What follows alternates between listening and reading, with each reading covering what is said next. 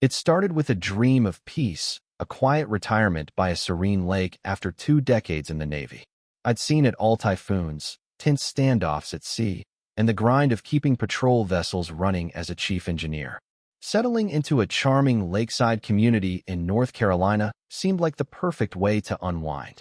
My pride and joy. A decommissioned 26-foot aluminum patrol boat, a rugged beauty I named Vanguard. My plan was to restore her, piece by piece, and use her for fishing or maybe even local tours showcasing naval history. I had binders full of schematics, a civilian record for restoring a vessel like this. But I never imagined Vanguard would spark a suburban war with Linda Mitchell, the HOA president whose ego was bigger than the lake itself. What unfolded was a tale of vandalism, revenge, and a legal knockout that left her with a $500,000 fine and a shattered reputation. I moved into Willow Lake Estates in late spring. The neighborhood was pristine, manicured lawns, sparkling water, and houses that screamed upscale. My lot wasn't lakefront, but my driveway and side yard were perfect for Vanguard, parked on a custom trailer under a heavy-duty tarp. Before buying, I'd scoured the HOA's covenants. They were strict about things like fence heights, but surprisingly lax on vehicles, as long as they were maintained and not abandoned. My covered boat fit the bill. For a few weeks, everything was fine. Neighbors waved. Some even asked about the mysterious shape under the tarp, and I shared my restoration plans with enthusiasm. Then I met Linda Mitchell at the HOA's annual barbecue, a staged event that felt more like her coronation. She was in her late 50s, with perfectly styled blonde hair, a gaudy sundress, and a Cadillac Escalade parked like it owned the street. Clipboard in hand, she sized me up, her eyes locking onto Vanguard's tarp in my driveway. "Mr. Thompson," she said with a thin smile, "that's an interesting addition to your property."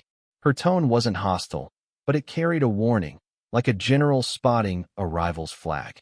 A week later, the first letter arrived on crisp HOA letterhead, urging me to maintain community aesthetics and citing a vague clause about large recreational vehicles. I responded politely, quoting the covenants that allowed my boat and outlining my restoration project. I even offered to show her my plans. Silence followed for 2 weeks.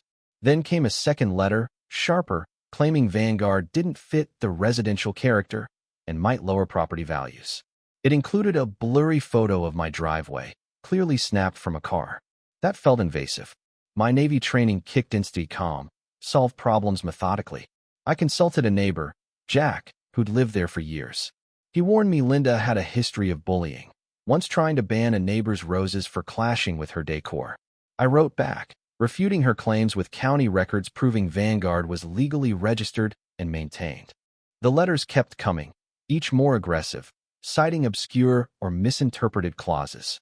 One even suggested Vanguard might attract rodents. Absurd, since the boat was sealed tight. I kept a meticulous file, every letter, photo, and note from our exchanges. Linda underestimated me, seeing just a retiree with a hobby. She didn't know I'd handled bigger threats than her clipboard and passive-aggressive prose. The final straw was a registered letter demanding Vanguard's removal in 7 days, threatening fines and further action. It cited no valid rule, just her imperial opinion. I consulted a lawyer, who smirked and said, "She's got nothing, but she'll make your life hell. Keep documenting." Hell arrived one morning when I returned from a walk. My stomach dropped. Vanguard's tarp was slashed, exposing her hull, with eyesore and "remove it" scrawled in red spray paint. Fury hit, but discipline took over. I photographed everything before touching the boat, noting the jagged tears and scratches around a hatch someone tried to pry open. This wasn't just HOA nonsense, it was criminal. I called the police. Officer Daniels took my statement, sympathetic but blunt. Without witnesses or cameras, it'd be tough to pin down. That sparked an idea. My basic doorbell camera wouldn't cut it, so I bought a high-res, night vision security system and installed it myself, covering every angle of Vanguard. If Linda or her allies tried again, I'd be ready.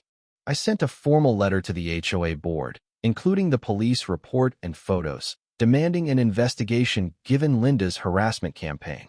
Her reply was a masterclass in deflection, expressing regret for the vandalism but implying Vanguard attracted undesirable elements. She doubled down, calling it a violation. The audacity was stunning.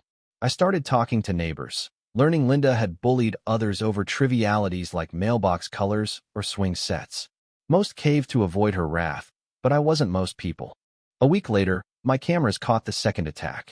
At 2 a.m., a motion alert woke me. A hooded figure crept toward Vanguard with a spray can, painting ugly on the hull.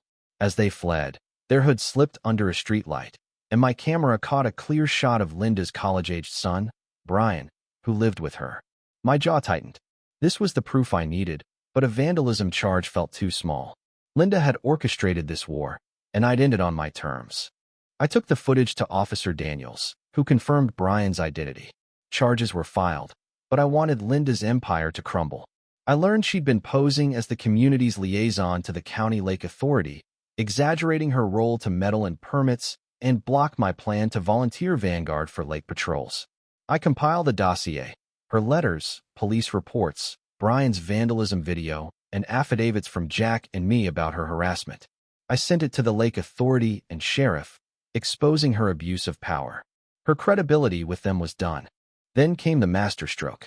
The covenants were vague on temporary storage for repairs, and the lake's shoreline fell under county, not HOA, jurisdiction. Since Vanguard was distressed from vandalism, I secured a 2-week emergency permit to moor her for repairs right in front of Linda's lakefront mansion. My lawyer grinned at the plan. It's bold, Thompson. She can't touch you. The Lake Authority approved, citing my Navy credentials and the vandalism reports.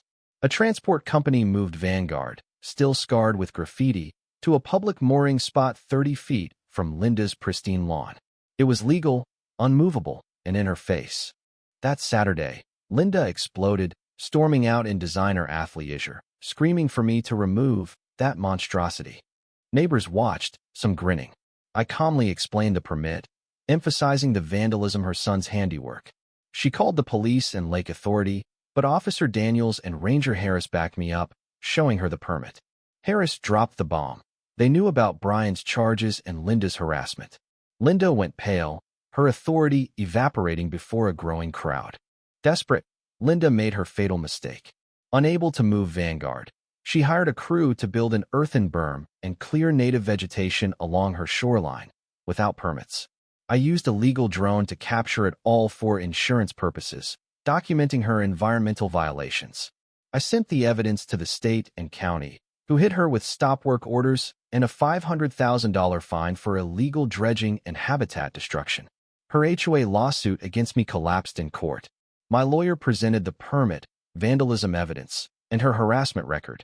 The judge dismissed the case, scolding her for abusing HOA resources. Linda's reign ended swiftly. An emergency HOA meeting, led by Jack, voted her out after exposing her vendetta.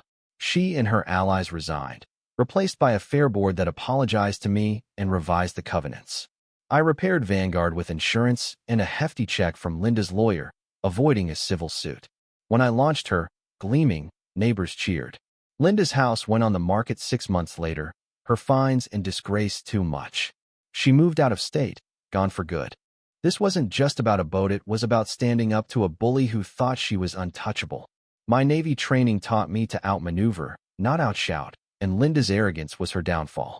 What do you think about this kind of injustice? Have you faced a bully like Linda? Share your stories in the comments. I want to hear your take on standing up to abuse and fighting for what's right.